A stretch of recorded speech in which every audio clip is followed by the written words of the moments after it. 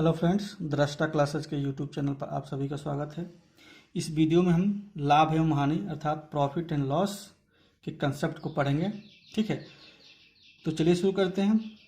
इसमें मैंने 3 शब्द लिखे हैं, एक क्रय मूल्य, विक्रय मूल्य और अंकित मूल्य। ठीक है, क्रय मूल्य को क्या बोलते हैं अंग्रेजी में? कॉस्ट प्राइस यानी कि सीपी। विक्रय मूल्य को बोलते हैं सेलिंग प्राइस यानी कि एसपी। अंकित मूल्य को बोलते हैं मार्केट प्राइस, इसका मतलब एमपी। ठीक है, अच्छा, सीपी जो होता है यानी कि कॉस्ट प्राइस जो होता है वो अपने आप में क्या होता है? 100% होता है। ये आप लोग याद रखिएगा। सीपी अर्थात कॉस्ट प्राइस जो होता है अपने आप में 100% होता है। जब हम किसी वस्तु को बेचते हैं तो या तो हम उस पर लाभ लेके बेचते हैं या हम उस पर हानि लेके बेचते हैं। ठीक है, तो अगर हम लाभ लेके बेचते हैं, ठीक है, तो लाभ लेके बेचते हैं तो हम क्या करते हैं? लाभ को जोड़ देते हैं किसमें? कॉस्ट प्राइस में। ठीक है, लाभ को हम किस में जोड़ते हैं? 100% में, यानी कि कॉस्ट प्राइस में लाभ प्रतिशत को जोड़ देते हैं तो हमारा क्या बनता है? सेलिंग प्राइस यानी कि एसपी बनता है। और अगर हम किसी वस्तु को हानि पर बेचते हैं तो जब हानि पर बेचते हैं तो क्या होता है? कॉस्ट प्राइस में से हम माइनस करते हैं क्या? हानि को, हानि प्रतिशत यानी कि लॉस को हम माइनस कर देते हैं कॉस्ट प्राइस में से, यानी कि 100% में से जितना प्रतिशत हानि होता है या लॉस होता है तो उसको जो हम माइनस करते हैं तो जो बनता है वैल्यू वो क्या हो जाता है? एसपी बनता है, यानी कि विक्रय मूल्य बन जाता है। एक तीसरा शब्द है अंकित मूल्य। अंकित मूल्य पर क्या दिया जाता है? अंकित मूल्य पर छूट दिया जाता है। कोई भी चीज हम खरीदते हैं तो जो छूट मिलता है वो मार्केट प्राइस पर हमें छूट मिलता है। छूट प्रतिशत जो मिलता है वो मार्केट प्राइस में मिलता है और इस मार्केट प्राइस में से छूट प्रतिशत को हम लोग क्या करते हैं? माइनस कर देते हैं। तो जो छूट देने के बाद जो वैल्यू होता है किसी वस्तु का वो क्या होता है? एसपी यानी कि विक्रय मूल्य होता है। अच्छा, इसको ऐसे समझते हैं, जैसे मान लीजिए कि सीपी है, कॉस्ट प्राइस में जब हम किसी वस्तु को बेचते हैं तो 2 कंडीशन में मैं आपको समझाने की कोशिश कर रहा हूं। एक क्या है कि मान लीजिए कॉस्ट प्राइस है और हम किसी वस्तु को लाभ पर बेच रहे हैं, ठीक है, यानी कि प्रॉफिट लेके बेच रहे हैं, तो क्या बनता है? वो सेलिंग प्राइस बनता है। किसी वस्तु को हम बेचते हैं जब, तो अगर हम लाभ पर बेचते हैं तो कॉस्ट प्राइस में क्या करते हैं? प्रॉफिट को जोड़ देते हैं तो क्या बनता है? Selling price. ठीक है, तो मैंने क्या बोला था कि कॉस्ट प्राइस हमेशा अपने आप में 100% होता है। ठीक है, मैं मान लेता हूं कि ये प्रॉफिट जो है हमको कितना परसेंट हुआ है? मान लेता हूं कि 10% हुआ है। यहां 10% मैं मान लेता हूं, माना कि 10% क्या हुआ? प्रॉफिट हुआ। तो जो सेलिंग प्राइस बनेगा वो क्या बनेगा? 100% में ये 10% जुड़ेगा तो अब क्या बनेगा? सेलिंग प्राइस बनेगा, अर्थात 110% जो होगा वो सेलिंग प्राइस हो जाएगा।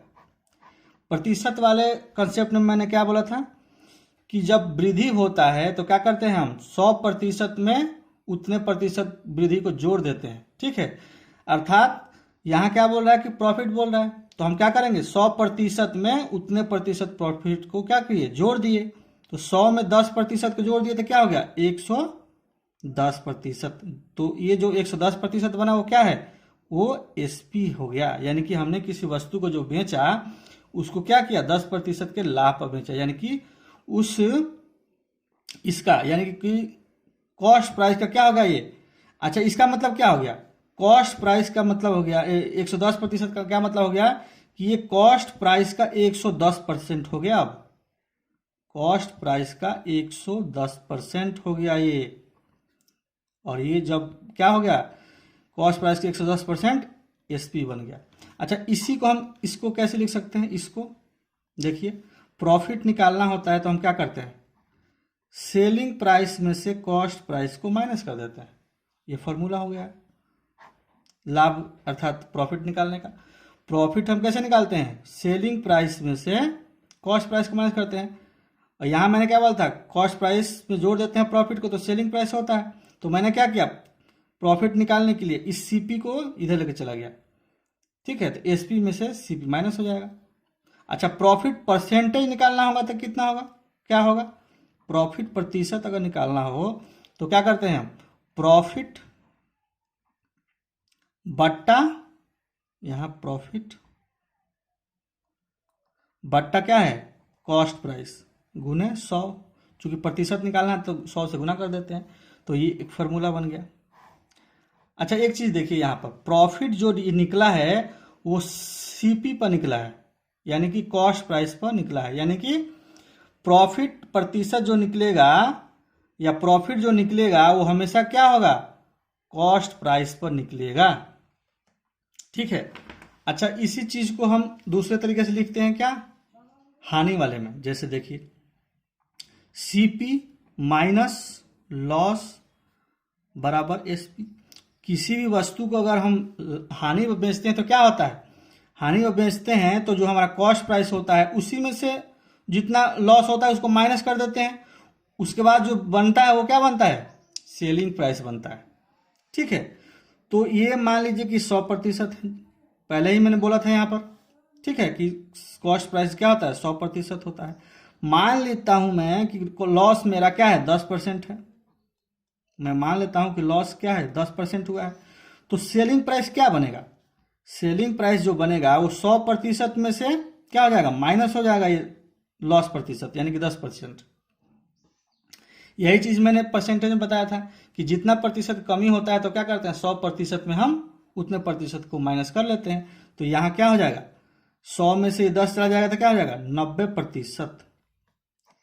तो ये जो 90% हुआ वो क्या हो गया, सेलिंग प्राइस हुआ, यानी कि हम इतने प्रतिशत, 100% का था हमारा सामान और उसको हमने 10% के नुकसान पर बेच दिया, तो क्या हो गया, ये जो 90% है ये कॉस्ट प्राइस का 90% है, यानी कि हमारा कॉस्ट प्राइस तो 100% था, लेकिन हमने 10% के हानि में बेचा, तो कॉस्ट प्राइस के 90% अर्थात ये 90% जो है सेलिंग प्राइस के बराबर हो जाएगा।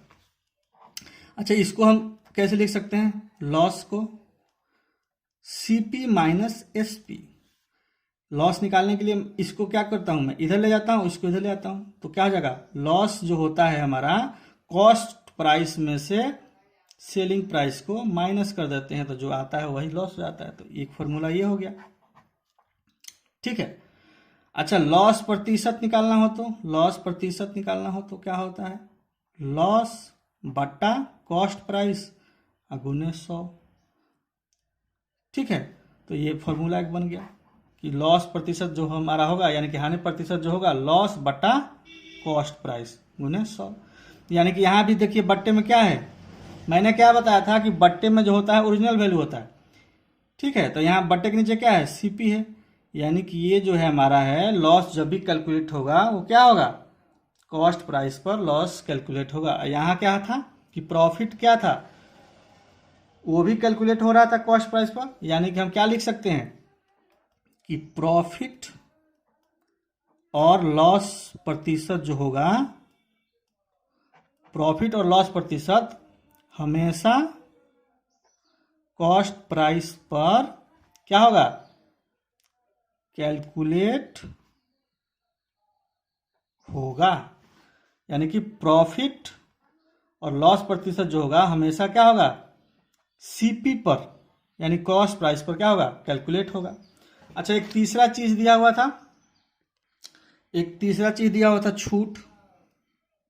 ठीक है, तो जो छूट निकलता है वो कैसे निकलता है, मार्केट प्राइस पर से, मार्केट प्राइस में से हम सेलिंग प्राइस को माइनस कर देते हैं तो हमारा क्या निकल जाता है, छूट निकल जाता है। और छूट प्रतिशत कैसे निकालते हैं, छूट प्रतिशत निकालते हैं छूट बट्टा मार्केट प्राइस गुने 100, छूट प्रतिशत निकालने का ये फॉर्मूला हो गया। ठीक है, तो इस तरह से हम छूट और छूट प्रतिशत निकालते हैं। ठीक है, तो मैं फिर ऊपर वाले जो फिगर बनाया था उसको समझाने की कोशिश करता हूं। देखिए, हम कोई भी सामान को बेचते हैं तो या तो लाभ पर बेचते हैं, तो अगर हम लाभ पर बेचते हैं तो क्या करते हैं, क्रय मूल्य अर्थात कॉस्ट प्राइस में प्रॉफिट को जोड़ देते हैं, जो वैल्यू होता है वो हमें मिलता है, यानी कि हम उतने पर सेल करते हैं। जब हम हानि पर बेचते हैं तो क्या होता है, कॉस्ट प्राइस में से उतने को माइनस कर देते हैं जो वैल्यू बनता है वो हमारा क्या होता है, सेलिंग प्राइस होता है। मान लीजिए अंकित मूल्य, जब कोई सामान हम खरीदने जाते हैं तो जो उस पर वैल्यू लिखा होता है वो क्या होता है, मार्केट प्राइस होता है। और जो हमें छूट दिया जाता है, जब छूट को माइनस कर देते हैं तो जो हम पैसा देते हैं, ठीक है, वो क्या होता है, विक्रय मूल्य अर्थात सेलिंग प्राइस होता है। तो यही कंसेप्ट समझना है आपको। 3 वर्ड है, कॉस्ट प्राइस, सेलिंग प्राइस और मार्केट प्राइस। इसको कैसे इस्तेमाल करना है इस चीज को आपको समझना है। तो प्रॉफिट हो या लॉस हो, हमें क्या करना है, हमेशा 100% में ही जोड़ना है या घटाना है, ठीक है। प्रॉफिट होगा तो 100% में जितना प्रतिशत का वृद्धि हो रहा है यानी लाभ हो रहा है उसको जोड़ देंगे, और अगर लॉस हो रहा है तो 100% में से जितना प्रतिशत नुकसान हो रहा है, लॉस हो रहा है, उसको माइनस कर लेंगे, ठीक है। तो यही है कंसेप्ट।